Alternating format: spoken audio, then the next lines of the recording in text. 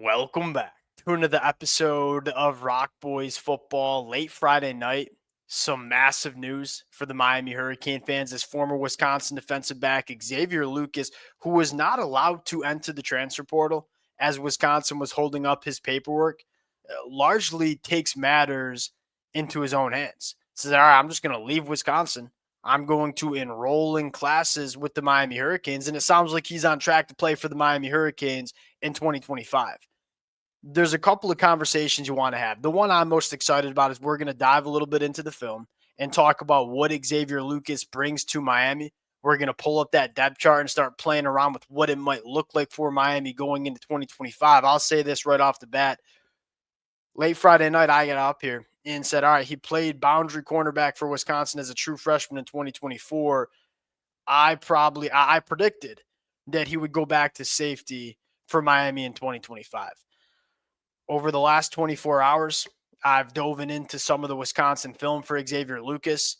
And I'll just say this, it's going to be hard to convince me that you should move him from boundary cornerback because what you saw from this kid out there on the boundary was extremely impressive. And so then the conversation is, all right, we got a lot of really good cornerbacks now. We still have some question marks at safety. Do you move one of those cornerbacks to the safety position? We're going to get into that conversation. I do want to touch on just some of the legal side of things as well and make this abundantly clear.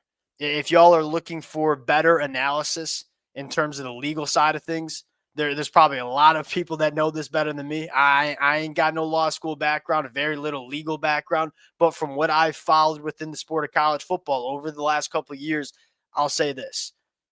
When these legal proceedings seem to happen, the college athlete normally comes out on top. That's just a precedent that we've seen. It seems like the college athletes have a lot of leverage in these conversations and situations.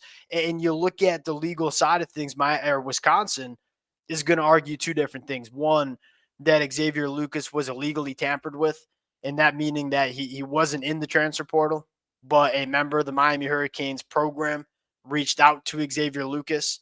That's not allowed by the NCAA. And then secondly, they argue that he entered into a binding contract. Now, you see a lot of players hit the transfer portal every single year that were probably in quote unquote binding contracts. That doesn't really seem to apply for a lot of the names that hit the transfer portal. I wonder what's different with Xavier Lucas's situation. It is interesting to see a precedent get set, and that is Xavier Lucas just circumvented the transfer portal. Historically, it's if you want to change programs, you enter into the transfer portal, you go through that transfer portal process, you commit to another school and sign your paperwork. Xavier Lucas here just says, hey, I'm not going to even go into the transfer portal. I'm just going to leave Wisconsin, which you can't stop Xavier Lucas from just saying, hey, I don't want to be a student here anymore, and I want to go be a student at Miami. What I'm interested in is, do we see other players do this instead of using the transfer portal? Just leave a program and go enroll with another school. We'll see how that plays out. This is going to be that case that probably sets that precedent. At the end of the day, I think a lot of people that are smarter than me expect Xavier Lucas to be playing football for the Miami Hurricanes in 2025. So that's how we're going to operate for the next couple of weeks. Now, I want to get into the film, which is a little bit more of the fun conversation for myself.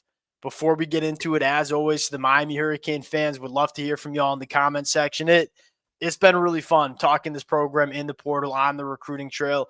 As always, the support y'all show the boys means the world. If you guys do enjoy the content, consider subscribing to the channel. Without further ado, let's get into this one. Now, you look at Xavier Lucas coming out of high school. This was clearly a kid Miami wanted. They recruited him pretty much up until he signed his paperwork to go up to Wisconsin. There's a lot to like about him. And just before we even get into the film, just the physical traits, right? 6'2", 200 pounds, a 10.49 in the 100-meter dash. You look at Xavier Lucas and say he's going to be bigger than most wide receivers he's covering with that 6'2", 200-pound frame. He's going to be faster than just about any wide receiver he's covering as well. But what stands out to me the most is, it's nice to have long speed. Like, we know when you're fast on a football field, that normally plays to your advantage.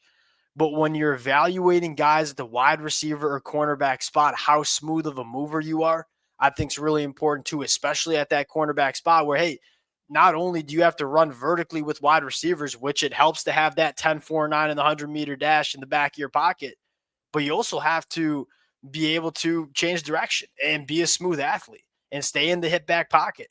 Xavier Lucas and how smooth of a mover that's kind of what stood out to me when you get into some of the film. And then I think secondly, this kid comes up and tackles. We normally see young defensive backs, if they can find the football field earlier in their collegiate career, normally struggle to tackle.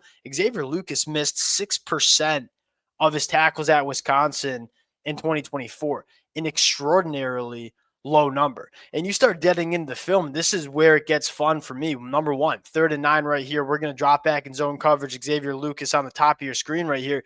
One, really, really good football IQ here. And then number two, it's one thing to have good football IQ, identify where that football is going. It's a whole nother thing to come up and tackle as a true freshman. Xavier Lucas getting it done.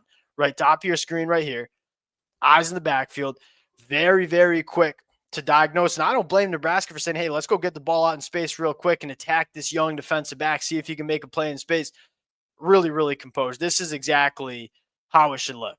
And so what he does in terms of tackling in space, really, really effective and really exciting. And then number two, what he does in coverage. And this is what excites me the most, is he can play man coverage at an exceptionally high level.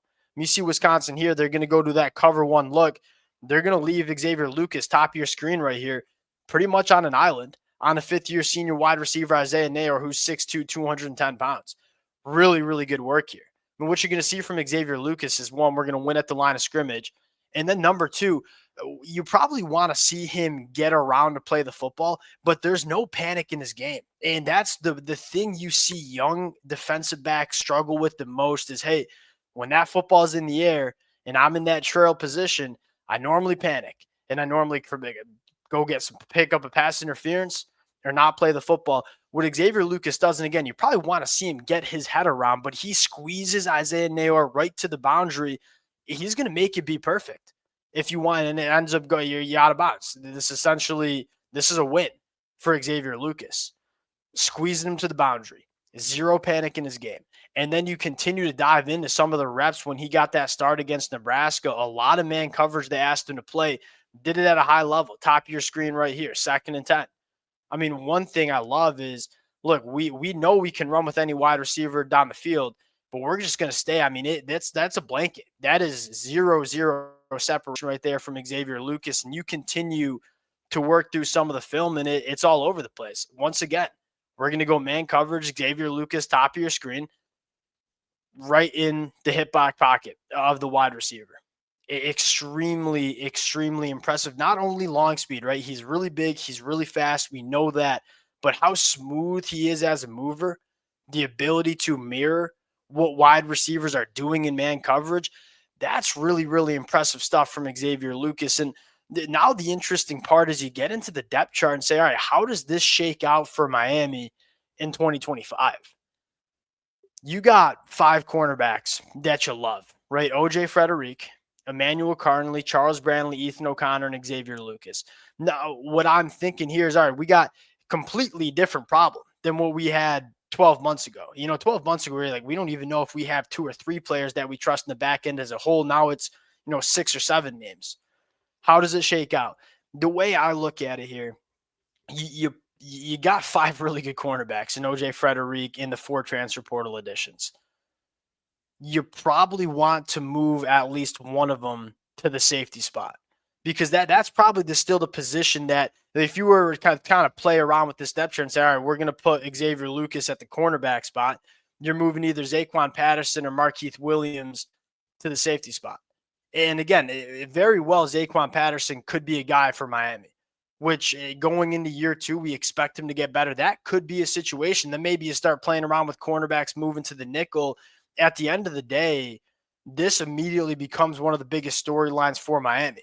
The one thing that comes to my mind here is competitive depth. I mean, if you want to start at cornerback for Miami, last year was like, hey, if you're just healthy, we're going to throw you out there because we really don't have much depth there. Certainly not any competitive depth.